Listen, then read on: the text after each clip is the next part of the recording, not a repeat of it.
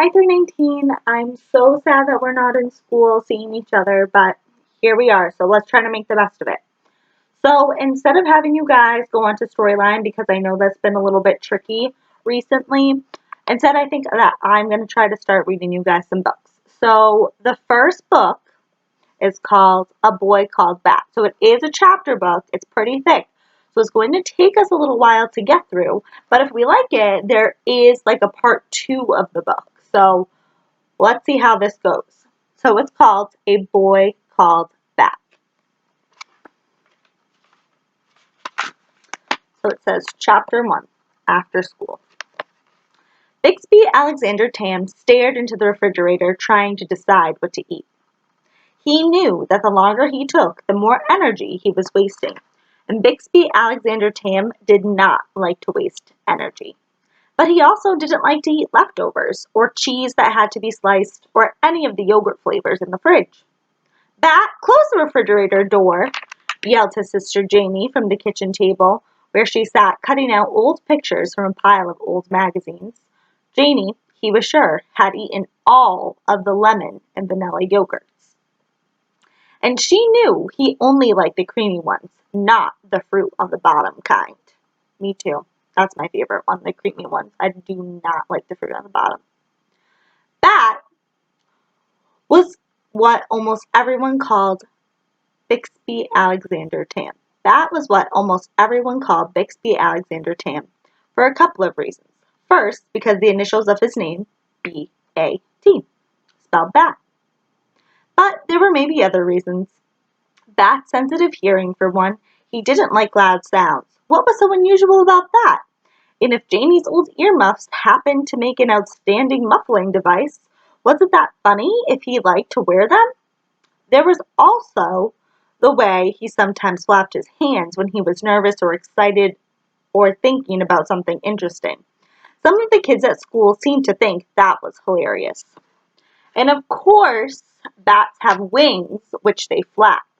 So between the initials and the earmuffs and the hand flapping, the nickname had stuck. And truthfully, Bat didn't mind. Animals were his favorite thing. Better, even, than vanilla yogurt. Janie, did you eat all the vanillas? Not all of them, Janie answered.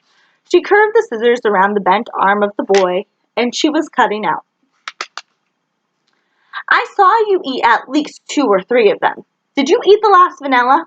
Yes, said Janie. With a final snip, she freed the shiny paper boy. It was delicious.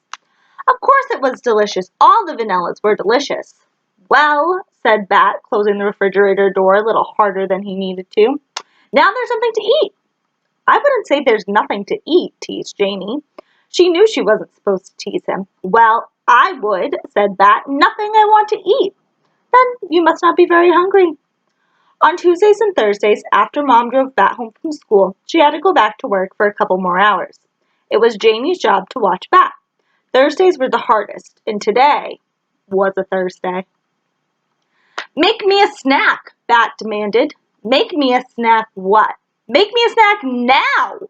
No, said Janie. Make me a snack, please. I don't have to say please, said Bat. Making an after-school snack is part of your job. You don't have to say please to get someone to do their job.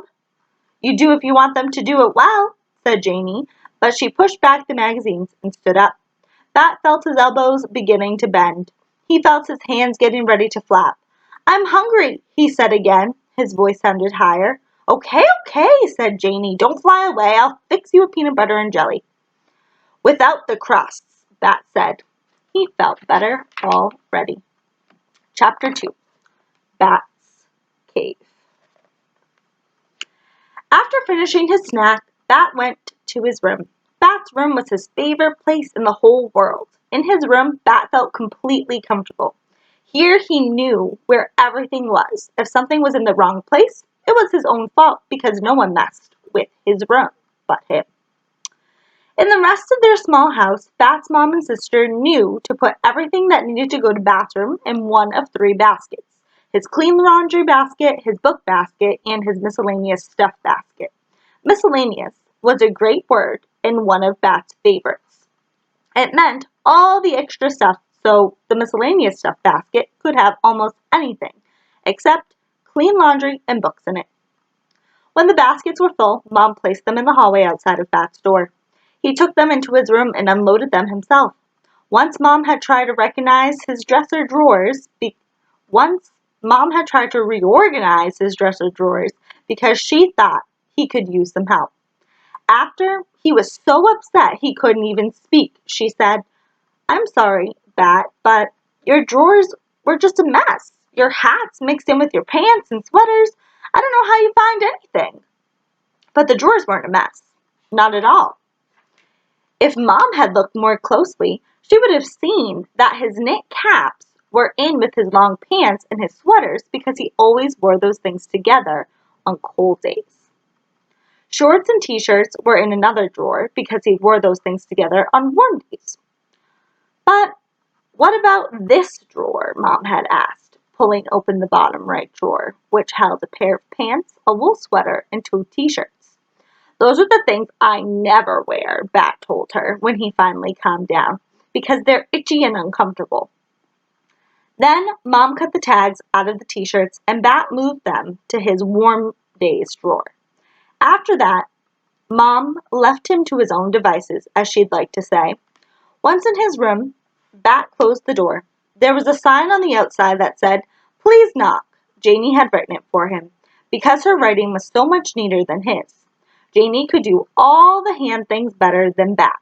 Write things, cut things out, smooth peanut butter on bread. The clock told Bat that Mom would be home in 46 minutes. Mom was a veterinarian, which is what Bat intended to be too one day. Do any of you know what a veterinarian is?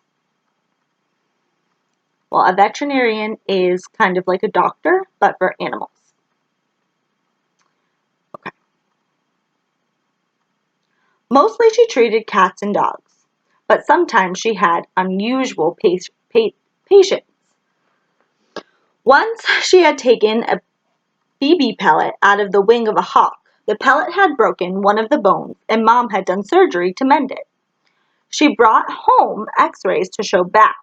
"Why would anyone shoot a hawk?" Bat had asked. "Do you think they were going to eat it?" "No," Mom said. "Sometimes people do stupid things."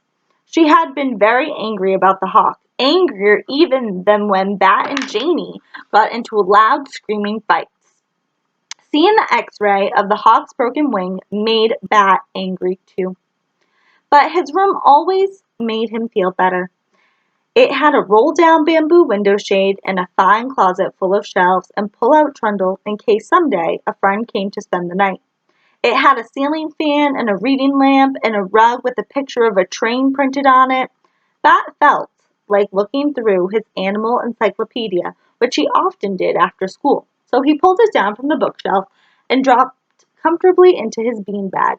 His stomach was full of sandwich and Mr. Grayson hadn't assigned any homework. For this moment at least, Bat felt perfectly content. Here's a picture of Bat reading inside of his beanbag. Kind of like those little gray beanbags we have in our room. All right, chapter 3. No vanilla yogurt. Mom was supposed to be home by 5 o'clock, but 5 o'clock came and Mom did not arrive. By 5:15, Bat wanted to call the police. "That's what we're supposed to do in case of an emergency," he told to Janie. She was watching TV. "This isn't an emergency, Bat." "How do you know? It might be an emergency. You don't know for sure that it isn't an emergency." "Bat, call Mom's phone if you're so worried." Bat didn't want to call Mom's phone. What if she was driving and she answered when he called and then she crashed the car? "I don't want to cause an emergency," he said. "If you had any friends to play with," Janie said, "you could hang out with them on Tuesdays and Thursdays instead of being a pain in my neck." Bat thought this was unfair and also mean, considering that he was so worried. But before he could say anything, he heard Mom's car turn into the driveway. A warm rush of relief flooded over him. He left Janie in front of the TV and ran outside. "Mom," he said, "you're late." "Easy, Bat," Mom said, climbing out of the car. "No need to be angry." Bat wasn't angry. Not really. He was relieved. But instead of explaining this, Bat asked, "Did you go to the grocery store and get more vanilla yogurt?" I didn't have time, Mom said. That was the last straw.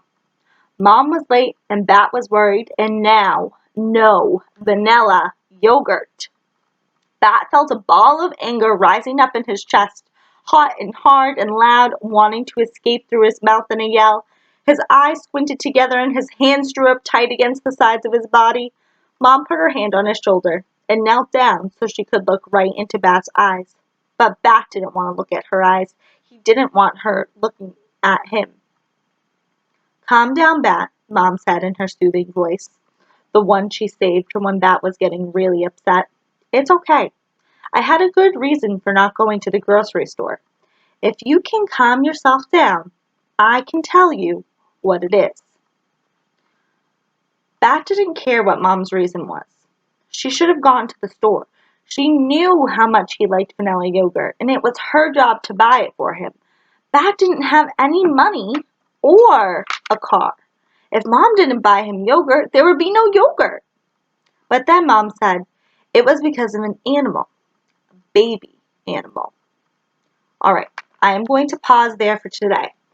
I am going to post a doc in our Google Classroom for you guys to respond to a question. So here's the question. I'll also put in the doc for you. What do you think, so you're going to make a prediction here. What do you think the baby animal, or I should say, why do you think the baby animal was such a hold-up for Mom at work? So we're going to make a prediction. So here's the question again. Why do you think the baby animal was such a hold-up for Mom at work? All right? So you're going to answer that in the docs on Google Classroom. So I'm going to pause there for today, and then we're going to pick this back up again tomorrow. Okay?